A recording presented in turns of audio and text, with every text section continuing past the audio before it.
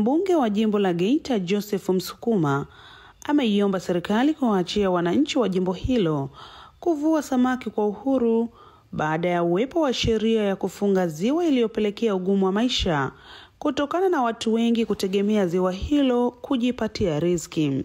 Amemuomba mkuu wa mkoa wa Geita Martin Shigela kuondoa masharti yaliyowekwa, kwani eneo hilo shughuli kubwa ni uvuvi, huku akisema kuna baadhi ya watu wamekuwa wakitoa pesa ili kuruhusiwa kuvua samaki, jambo linalowanyima haki wengine. Iliyoko hapa Mheshimiwa mkuu wa mkoa ya 3 ni ya wavuvi. Wavuvi wetu wamewekewa sheria ya kufunga ziwa. Sasa mimi sio mtaalamu, lakini hizi hesabu zilizopigwa kidogo zinaleta changamoto. Sisi huko hatulimi. Hapa wanategemea ziwa. Ukimwambia mtu funga ziwa, halafu sio linafungwa, mnafungiwa, halafu wengine wanakuwa wanaenda wanatoa hela wanaenda kutega.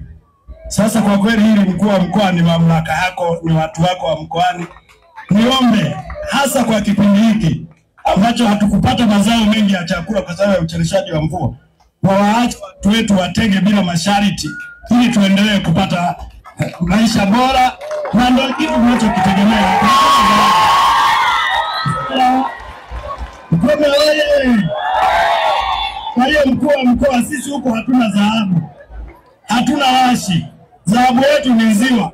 Niombe sana wataalamu watupe nafasi, watu wetu watafute maisha yao. Baada ya kusikiliza changamoto hiyo, mkuu wa mkoa wa Geita Martin Shigela amesema serikali inakuja na mikakati ya kufanya uvuvi kuwa endelevu ili samaki waendelee kuzaliana kwa wingi, huku akiwataka wataalamu wa uvuvi kutoa elimu kwa wavuvi kwa nini wanafunga ziwa na kuahidi kuishughulikia changamoto hiyo mapema.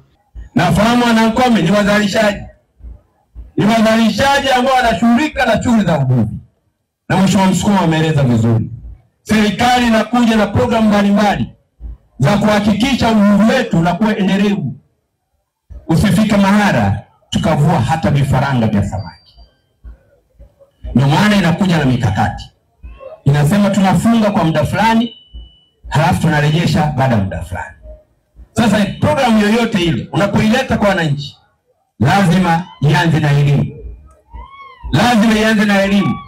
Wananchi wajue maana ya kufunga ni nini. Na wanapofunga waambie mbadala wake ni nini, ili wasifunge wakafa na njaa. Lazima programu yetu hii ya kufunga ziwa iendane na elimu, na tuwatafutie wavuvi wetu mbadala wakati wa kufunga wafanye shughuli gani. Kama ni utaratibu wa vizimba, tuwape elimu namna ya kuanzisha vizimba ili wanapofunga kule waweze kuvuna kwenye vizimba vyao. Ili unapofungulia kule vizimba tena huku watu wanafanyaje? Wanakuza samaki ili waweze kufaidika na vile vizimba. Kwa nataka niwahakikishie, baada ya Mheshimiwa Msukuma amelisema hili, nimelichukua, tutakuja tutoe maelekezo ya pamoja, tutakubaliana utaratibu mzuri ili wavuvi wetu wasihangaike kwa sababu ya kufunga bila utaratibu. Tunataka kila mmoja wetu afaidike na rasilimali inayomzunguka. Wananchi wa Nkome, rasilimali yenu ni ziwa. Walioko Nyarugusu ni dhahabu.